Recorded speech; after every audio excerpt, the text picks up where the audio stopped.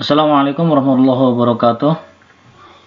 Bapak Ibu Guru Master Trainer, pada video sebelumnya disampaikan bahwasannya salah satu cara untuk melakukan pembelajaran toleransi Sukawati adalah dengan mengidentifikasi budaya dan kearifan lokal Sragen. Nah, di sini di halaman 25 di buku 2 ada teknis sederhana bagaimana caranya mengidentifikasi kebudayaan dan kearifan lokal Sragen.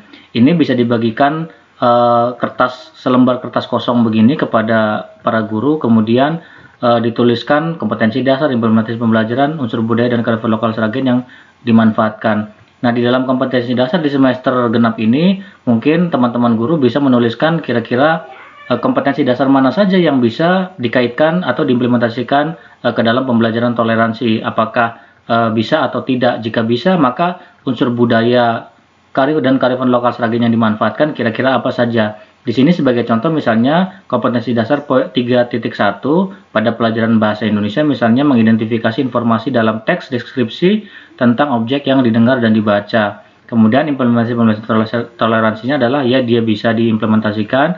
Unsur budaya dan kearifan lokalnya yang dimanfaatkan adalah misalnya berbagai informasi rumah ibadah seluruh agama yang ada di Kabupaten Sragen sebagai cerminan sikap toleransi di masyarakat.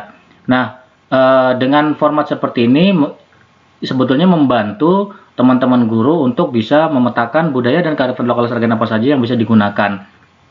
Itu untuk pelajaran bahasa Indonesia. Nah, bagaimana jika seandainya pelajaran-pelajaran yang lain? Saya pikir semuanya bisa ketika ada keterkaitannya, tetapi sekali lagi jika tidak ada keterkaitannya maka tidak usah dipaksakan. Ini contoh teknis sederhana mengidentifikasi kearifan dan kebudayaan lokal Sragen untuk bisa diterapkan di dalam pembelajaran toleransi. Kemudian ada format yang lain, misalnya dimulai dari kebudayaan Sragen terlebih dahulu, misalnya di halaman 26 di buku 2. Ini ada salah satu model yang berbeda atau contoh yang berbeda dari halaman 25 di atas.